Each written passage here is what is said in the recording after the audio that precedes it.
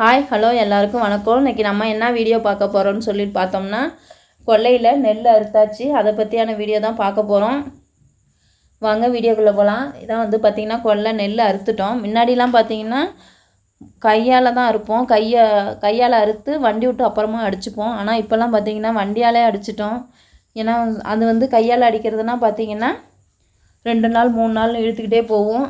ஆனால் இது வந்து பார்த்திங்கன்னா 1 மணி நேரத்தில் வேலை முடிஞ்சிடும் சீக்கிரமாக. ஆனால் அதனால் வந்து சொல்லிவிட்டு இதுலேயே நாங்கள் அறுத்துக்கிறது இப்போல்லாம். அடுத்தது வண்டி அறுத்து நெல்லை தான் கொண்டாந்து வீட்டில் போட்டுட்டு போயிடும். அதனால வைக்க அங்கே கொல்லையிலே கிடந்துச்சு. அன்னைக்குன்னு பார்த்து மழை தேதி வேறு சொல்லியிருந்தாங்க.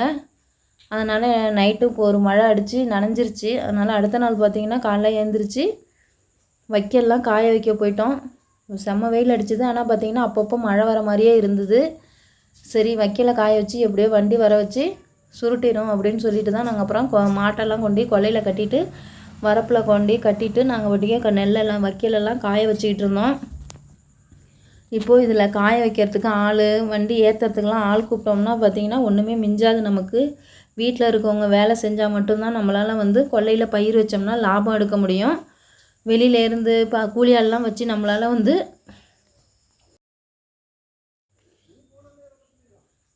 எப்போதுமே பார்த்திங்கன்னா பக்கத்தில் பயிர் வைக்கும்போதெல்லாம் பார்த்திங்கன்னா எப்படி பயிர் வைக்கணும்னா, பக்கத்தில் என்ன பயிர் வைக்கிறாங்களோ அதே நம்மளும் பயிர் வச்சா மட்டும்தான் நம்ம வந்து கொல்லையில் அதே மாதிரி லாபம் எடுக்கலாம். இப்போ இந்த பாருங்கள், இந்த வயல் சும்மா கிடக்குது. இதில் சும்மா இருக்கிறதுனால நாங்கள் இந்தாண்ட வந்து பயிர் வச்சிட்டோம்.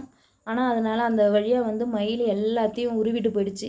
இதே அவங்களும் பயிர் வச்சுருந்தாங்கன்னா நமக்கு அந்தளவுக்கு நஷ்டம் கிடைக்காது. எப்பொழுதுமே பக்கத்தில் என்ன சோளம் போட்டாங்கன்னா நம்மளும் சோளம் போடணும், கடல போட்டாங்கன்னா நம்மளும் கடல போடணும். பக்கத்தில் நடவு நட்டாங்கன்னா நம்மளும் நடவு நடணும். சப்போஸ் அவங்க சோளம் போட்டு நம்ம நடவு நட்டோம்னா நம்ம நடுவில் உள்ள தண்ணிலாம் வந்து அவங்கள பாதிக்கும். அதனால் எப்போதுமே அது மாதிரிலாம் பண்ணக்கூடாது.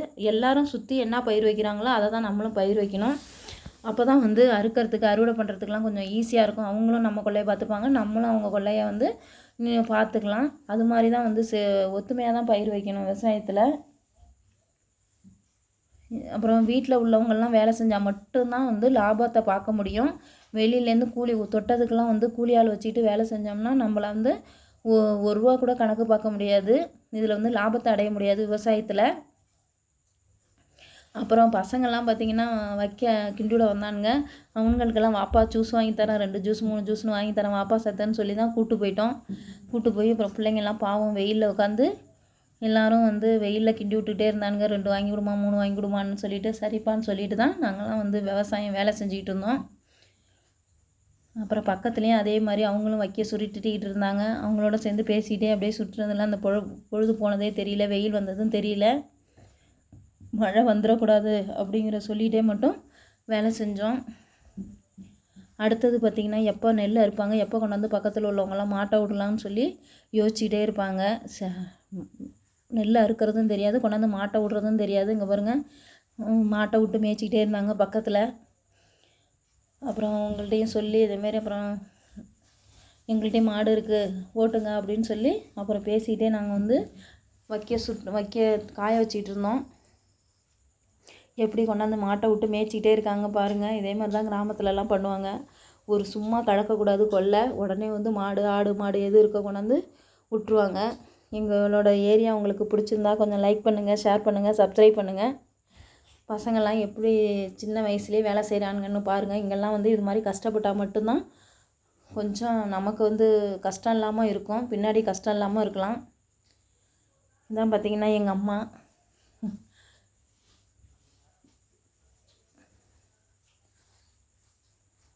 அப்புறம் தண்ணி தாகம் எடுத்ததுன்னு கொண்டாந்து 2 பேரும் தண்ணி கொடுத்தானுங்க. தண்ணி கொடுக்கறதுக்குள்ளே அவனுக்குள்ளே சண்டை வந்துருச்சு. அப்புறம் சண்டையை போட்டுட்டு ஒரு சண்டை சரிங்க செய்யுங்கப்பா அப்படின்னு சொன்னதும் அப்புறம் ஃபாஸ்ட்டாக எனக்கு கொஞ்சம் வேலை செஞ்சு கொடுத்தானுவோம். சின்ன பிள்ளைங்க எல்லாம் வேலை விட்டு தான் வந்து பழகணும். அப்போ தான் வந்து பெருக்க பெருக்க வந்து நமக்கு கஷ்டம் இல்லாமல் இருக்கும். வைக்கலாம் பாருங்கள், இதான் மாடு எவ்வளோ மாடு நிற்கிதுன்னு பாருங்கள். கிராமத்துலலாம் ஓட்டுறவங்கலாம் இந்த விவசாயத்தை நம்பி தான் இருக்காங்க. விவசாயத்தில் வந்து பார்த்தோம்னா இப்போ வைக்க வாங்கி தீவனம் வாங்கிலாம் வந்து மாடு இதெல்லாம் வந்து நம்ம மேய்க்க முடியாது, காப்பாற்ற முடியாது. நான் சொந்த கொல்லையிலே விளைஞ்சா மட்டும்தான் வந்து ஆடு மாடு இதெல்லாம் காப்பாற்ற முடியும். ஆட்டுக்கு மாட்டுக்கு எல்லாத்துக்குமே வந்து வைக்கலும் ஆச்சு, நெல்லுக்கு நெல்லும் ஆச்சுங்கிற மாதிரி ஆச்சு. அதுக்கப்புறம் வந்து வெளியிலேருந்து காசு கொடுத்து வாங்கிலாம் வந்து மாட்டில் நம்ம வந்து லாபம் பார்க்க முடியாது. இது மாதிரி சொந்த கொல்லையாக இருந்தால் மட்டும்தான், சொந்த கொல்லையாக இருக்கணும், சொந்த வைக்கலாக இருக்கணும். அப்போ தான் வந்து ஆட்டு மாட்டில் நமக்கு வந்து லாபம் கிடைக்கும். இதுவும் பத்தாது, இன்னும் கொஞ்சம் வாங்கிப்போம். 100 ஏக்கர் கடலை போட்டிருக்கோம்ல, அதுலேயும் வந்து பிடுங்கிப்போம். அதுதான் வந்து நமக்கு லாபமே. ஆட்டு மாட்டுலேயும் லாபம், கொல்லையிலேயும் லாபம் கிடைக்கும்.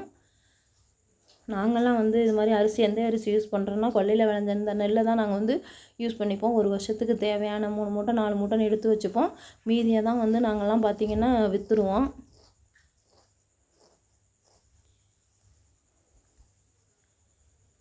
அப்புறம் அம்மா வாமா கொல்லைக்கு வீட்டுக்கு போகணுன்னு சொல்லிக்கிட்டே இருந்தானுங்க. சரிப்பா இருப்பா போவோம் அப்படின்னு சொல்லிட்டு இதெல்லாம் பாருங்கள், பைத்தங்காய், இந்த தட்டைப்பயிறுன்னு சொல்லுவாங்க பார்த்திங்களா, அதுதான் இது. மேலே மோட்டில் போட்டிருக்கோம். அது வந்து ஒரு நாளைக்கு அறுவடை பண்ணுற அன்றைக்கி அதையும் காட்டுறோம், வீடியோவில் பார்க்கலாம். நீங்கள் எப்படி இருக்குது எங்கள் ஊர், நாங்கள்லாம் எப்படி வேலை செய்கிறோன்னு சொல்லிவிட்டு கமெண்டில் சொல்லுங்கள். எவ்வளோ கஷ்டப்பட்டால் மட்டும்தான் விவசாயத்தில் வந்து லாபம் பார்க்க முடியும். வீட்டிலலாம் உட்காந்து நம்ம வந்து வேலை செஞ்சுட்டு இருந்தோம்னா விவசாயத்தில் வந்து லாபம் பார்க்க முடியாது. இருந்தாலும் இப்போல்லாம் முன்ன மாதிரிலாம் இல்லை. முன்னாடிலாம் மயில் இல்லை, மயில் அட்டகாசம் இப்போ ரொம்ப தாங்க முடியல. மயில் வந்து எல்லாத்தையும் ஃபுல்லாக உருவிடுது, காட்டு பன்னி வந்துடுது. அது மாதிரி முன்னாடிலாம் பயிர் வைக்கும்போது இப்போ இல்லை. இப்போ தான் பார்த்திங்கன்னா மயிலோட தொல்லைலாம் தாங்க முடியல. 15 மூட்டை விளைஞ்ச இடத்துல இப்போல்லாம் பார்த்திங்கன்னா சும்மா 5-6 மூட்டை தான் விளையுது. ஏன்னா மயில் உருவிடுச்சு எல்லாம் 5-6 மூட்டை கிட்டத்தட்ட. நிறைய மயில் பெருகுனதுனால ஒன்றும் பண்ண முடியல. விவசாயம்தான் ஒரு பக்கம் நஷ்டம் ஏற்பட்டாலும் இன்னொரு பக்கம் இது மாதிரி மயில், மான், காட்டு பன்னி இது வந்து ஒரு பக்கம் அழிச்சிக்கிட்டு இருக்குது விவசாயத்தை. என்ன பண்ணுறதுனே தெரியல. விவசாயம்னு சொல்லியும் விவசாயம் பண்ண முடியுமா என்னன்னுங்கிற சந்தேகம்தான் இருக்குது.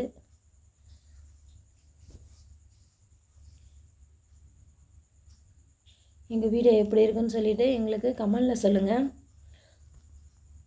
கடைசியில் பார்த்திங்கன்னா உழுதவன் கணக்கு பார்த்தால் ஒன்றும் மிஞ்சாதுங்கிற கதை தான் ஆயிடுச்சு. வீட்டுக்கு நெல்லாச்சா, மாட்டுக்கு வைக்கலாச்சா, அப்படி தான் போச்சு. லாபம்லாம் கிடையாது இதில். வீட்டுக்கு வைக்கலாம் ஆனதுனால கொஞ்சம் நஷ்டம் இல்லை, லாபமும் கிடையாது நஷ்டமும் கிடையாது அப்படிங்கிறது ஏற்றுக்கிட்டு போக வேண்டியதான். ஏன்னா வந்து நம்மளால் மாட்டுக்கெலாம் வைக்க வாங்கிலாம் சமாளிக்க முடியாது மாட்டை. அதனால் நம்ம கொல்லையிலேருந்து எடுத்துக்கிறதுனால நமக்கு கொஞ்சம் வந்து கஷ்டம் இல்லாமல் இருக்கிறதுனால தான் நாங்கள் வந்து பயிர் வைக்கிறோம். இந்த வீடியோ பிடிச்சிருந்தா லைக் பண்ணுங்கள். அப்புறம் இந்த மாதிரி இன்னும் என்ன வீடியோ போடணும்னு சொல்லிட்டு கமெண்டில் சொல்லுங்கள். நாங்கள் இது மாதிரி பயிர் வைக்கிறது, நீங்களும் இது மாதிரி பயிர் வச்சுருக்கீங்களா, உங்கள் கொல்லையிலலாம் என்ன போட்டிருக்கீங்கன்னு சொல்லிட்டு சொல்லுங்கள். அப்புறம் பார்த்திங்கன்னா வீட்டுக்கெலாம் இந்த அரிசி தான், நெல்லை தான் நாங்கள் வந்து வச்சுப்போம். இதை தான் நாங்கள் வந்து யூஸ் பண்ணி நெல் வெடித்து அரிசி ஆக்கி சாப்பிடுவோம். அதனால் வந்து கடையிலலாம் வாங்கி அது மாதிரி கட்டுப்படி ஆகுது நமக்கும். கொல்லையிலேயே வாங்கி நெல் விளையிறதுனால கொஞ்சம் கஷ்டம் இல்லாமல் இருக்குது. உங்களுக்கு இந்த வீடியோ பிடிச்சிருந்தா லைக் பண்ணுங்கள், எங்கள் வீடியோவுக்கு கொஞ்சம் சப்போர்ட் பண்ணுங்கள். பார்த்திங்கன்னா பக்கத்தில் அப்புறம் கல்லெல்லாம் போட்டிருக்காங்க.